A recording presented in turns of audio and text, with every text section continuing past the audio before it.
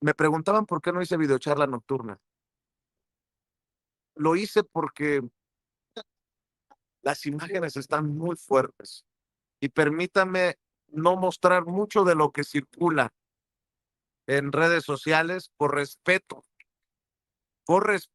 a las víctimas, a las personas que resultaron quemadas en este accidente, en esta explosión, luego de el volcamiento de una pipa de gas LP bajo el puente de la Concordia en la calzada Ignacio Zaragoza en Iztapalapa, colindando con el Estado de México.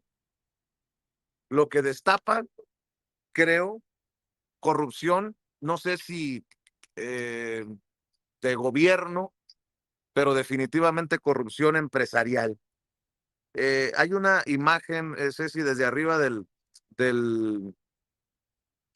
del puente que le encargo que me retome y hablar pues de estas empresas que trabajan, operan sin el respeto a la ley y que cuando ocurre una tragedia de grandes magnitudes como esta, destapa una gran negligencia.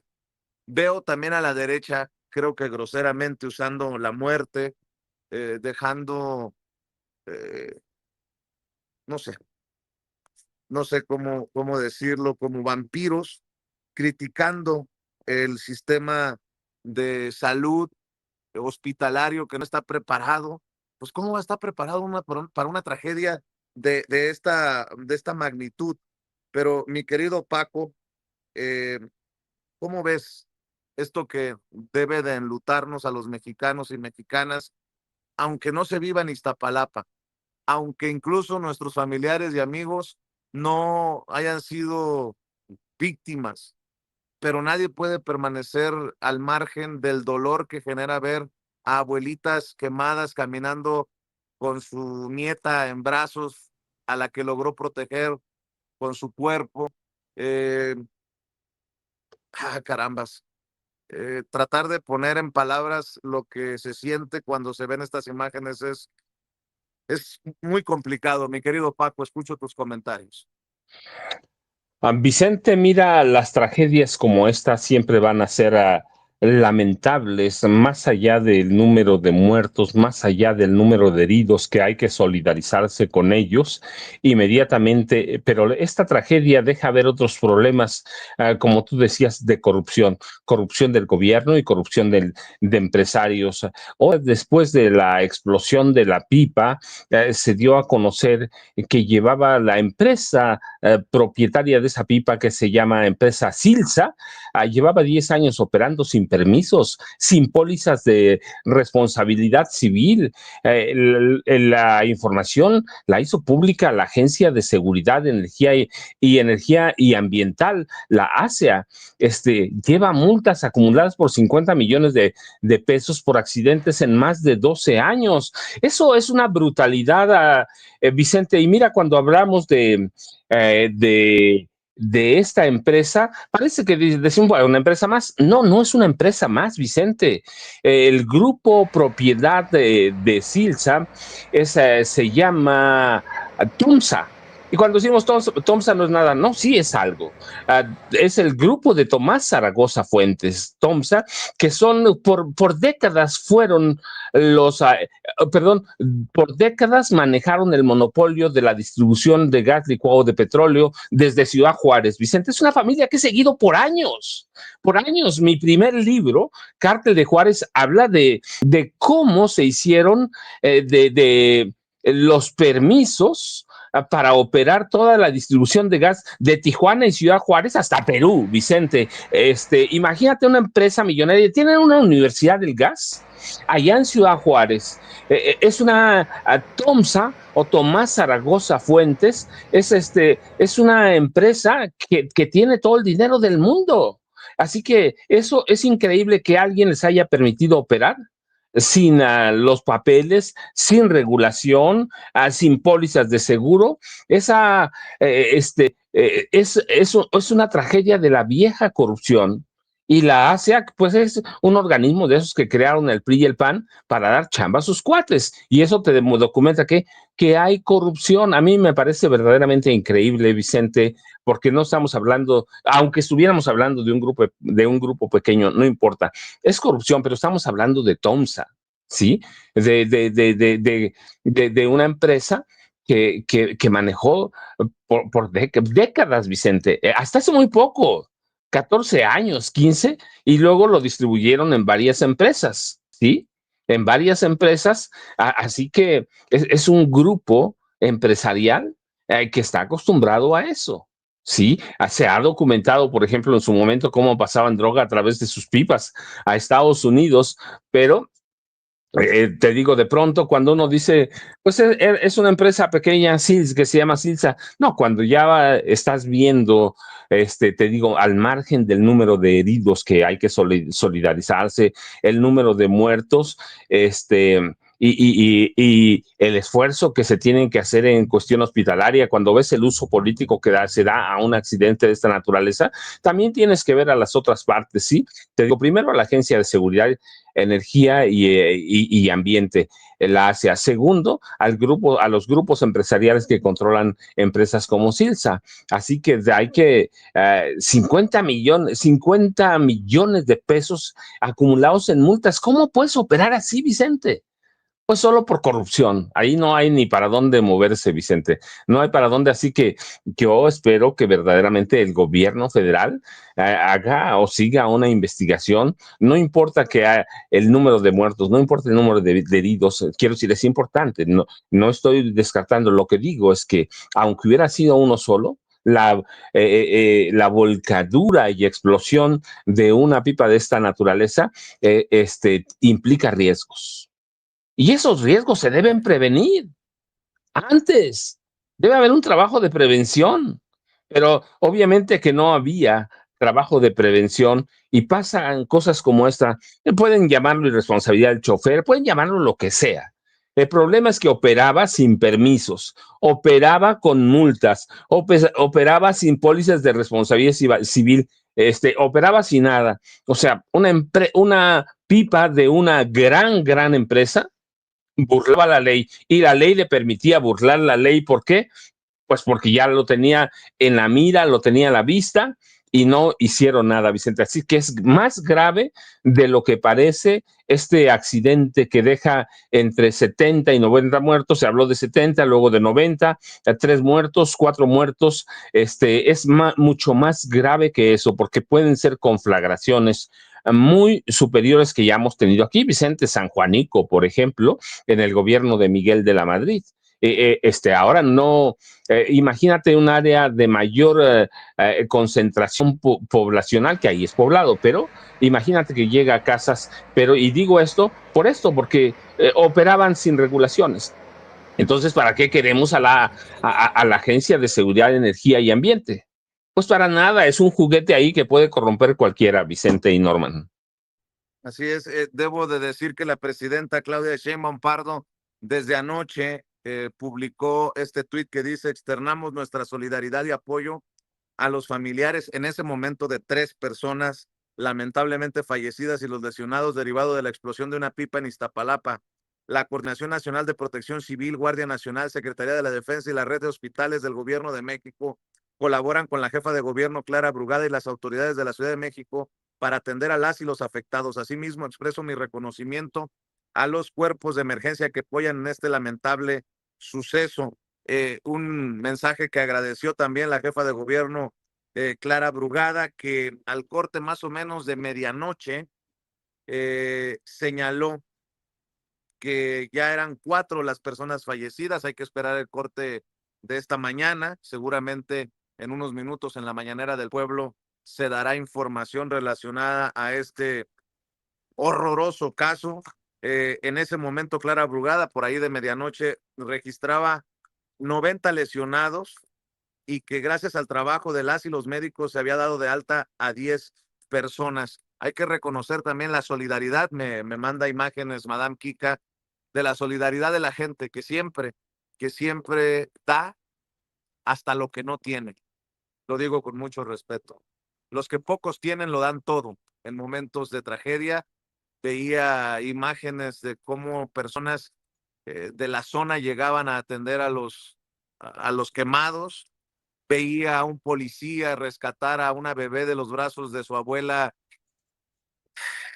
en muy malas condiciones y su desesperación para hacerlos llegar, tanto a la abuela como al bebé de 2 años, al hospital. Creo que lo hicieron en moto.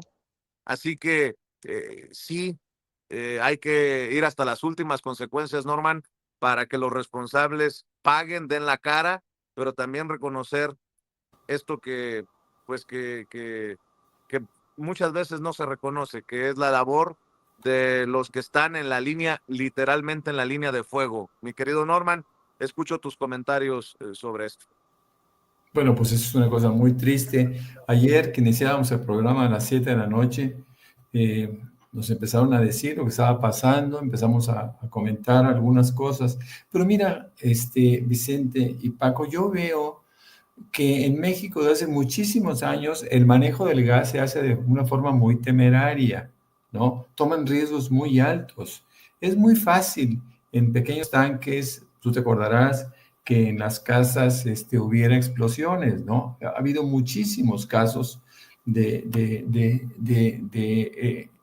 una irresponsabilidad en el manejo del gas.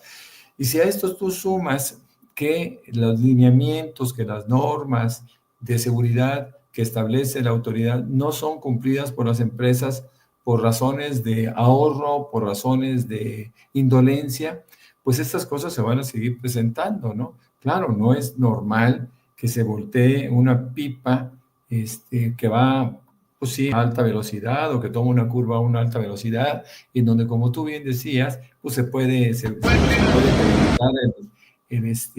el error, ¿no? Al chofer, pues sí, pero todas estas pipas tienen que tener protecciones adicionales, ¿no? Como son los mismos tanques de gas.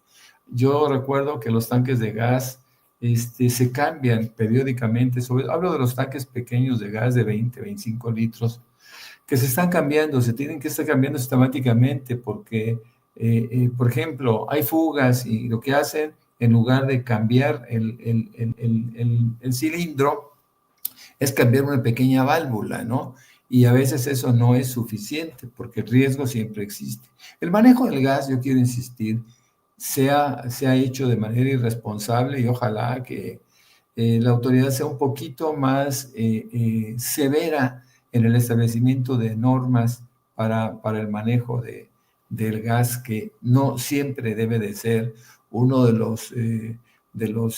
las cosas que todos debemos de temer, ¿no? Todos debemos de respetar el riesgo que implica el manejo del gas, mi querido Vicente y Paco. Así es, deberíamos de empezar por solicitar ver la posibilidad de que no se le permita a las gaseras tener doble remolque, porque me ha tocado ver dobles remolques. Esto del transporte pesado es de estar con el Jesús en la boca en las carreteras, y más cuando se trata de combustible. Ahí lo dejo sobre la mesa para el debate de quienes tengan que dar el debate, ¿no? Las autoridades correspondientes. Mi querido Paco, mi querido Norman, para cerrar, me gustaría plantearles un tema: la violencia política en Estados Unidos.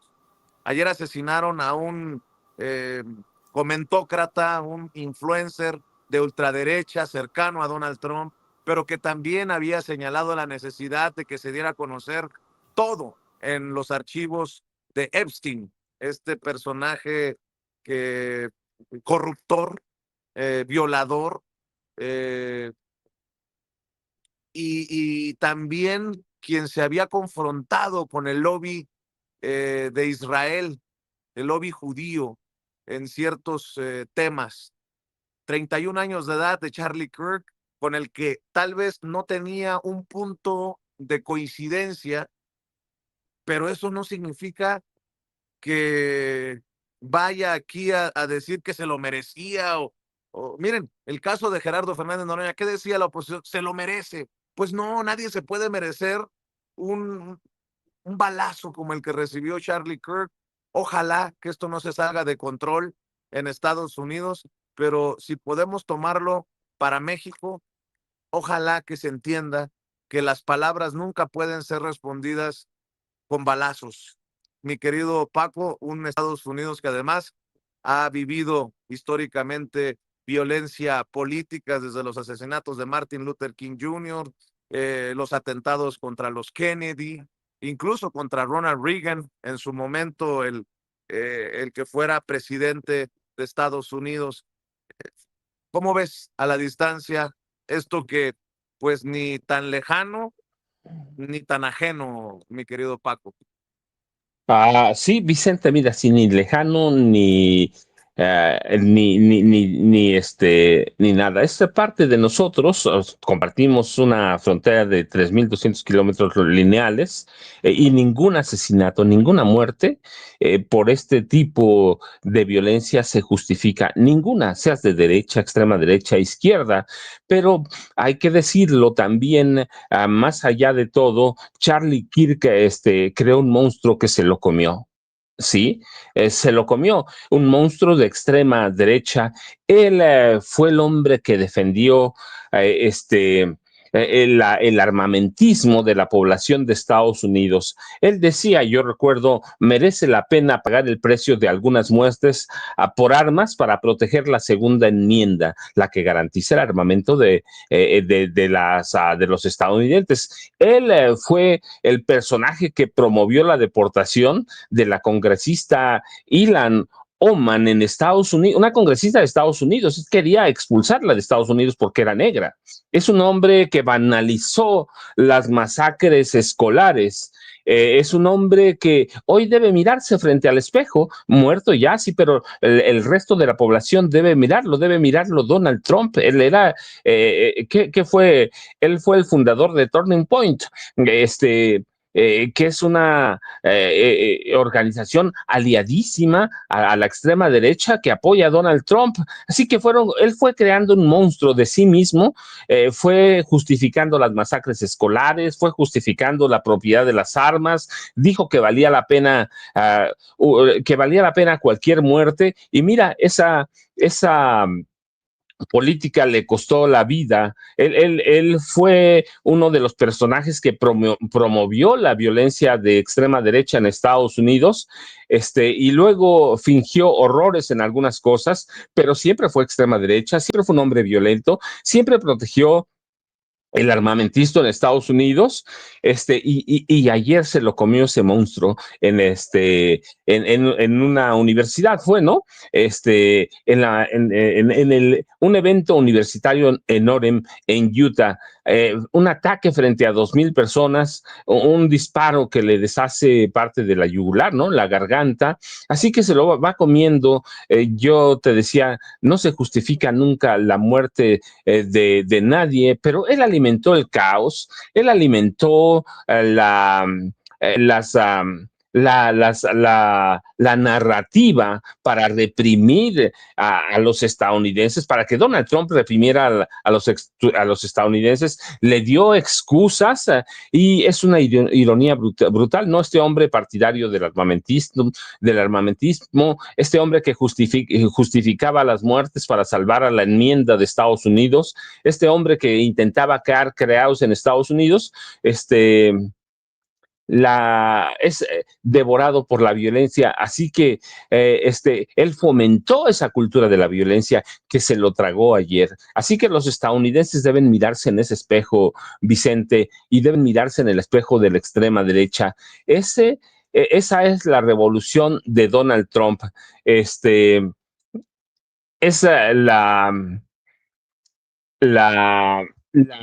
el destino de personas que están fomentando el odio en Estados Unidos, que era comentarista, activista, era todo, pero la verdad es que se lo comió el monstruo que él fue ayudando a crear en Estados Unidos, Vicente. Norman, yo ya sabes, @Paco Cruz Jiménez en X antes Twitter, Francisco Cruz Jiménez en Facebook, Vicente y Norman. Claro que sí, recuerde que el maestro Paco Cruz es autor de una larga lista de libros como Las Damas del Poder, García Luna, El Señor de la Muerte, Tierra Narca, La Guerra que nos ocultan, algunos de los libros del maestro Paco Cruz. Gracias, Paco. Mi querido Norman, ¿con qué cierras tú?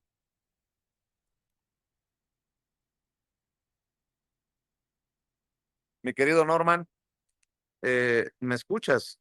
A ver si tenemos al buen Norman Pearl